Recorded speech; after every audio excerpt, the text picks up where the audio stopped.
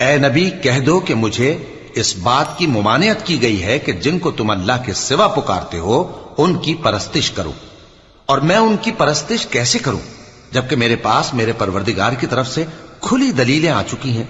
اور مجھ کو حکم یہ ہوا ہے کہ پروردگار عالم ہی کا فرما بردار رہوں۔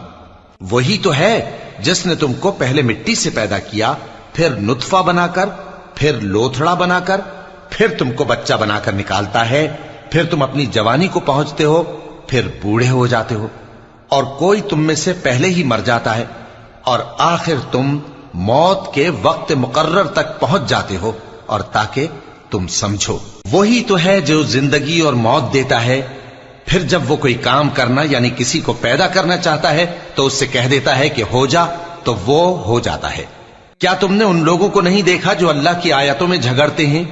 یہ کہاں سے پھیرے جاتی ہیں؟ جن لوگوں نے ہماری کتاب کو اور جو کچھ ہم نے پیغمبروں کو دے کر بھیجا اس کو جھٹلایا، وہ انقریب معلوم کر لیں گے جبکہ ان کی گردنوں میں طوق اور زنجیریں ہوں گی، وہ گھسیٹے جائیں گے یعنی کھولتے ہوئے پانی میں،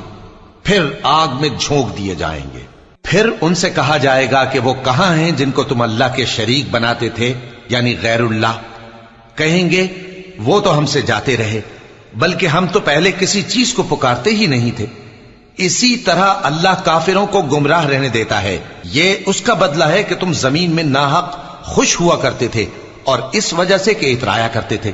اب جہنم کے دروازوں میں داخل ہو جاؤ، ہمیشہ اسی میں رہو گے، سو متکبروں کا کیا برا ٹھکانہ ہے۔ تو اے پیغمبر صبر کرو کہ اللہ کا وعدہ سچا ہے، پھر اگر ہم تمہیں اس عذاب میں سے کچھ دکھا دیں جس کا ہم ان سے وعدہ کرتے ہیں، یا ہم تمہیں وفات دے دیں، تو بہرحال ان کو تو ہماری ہی طرف لوٹ کر آنا ہے۔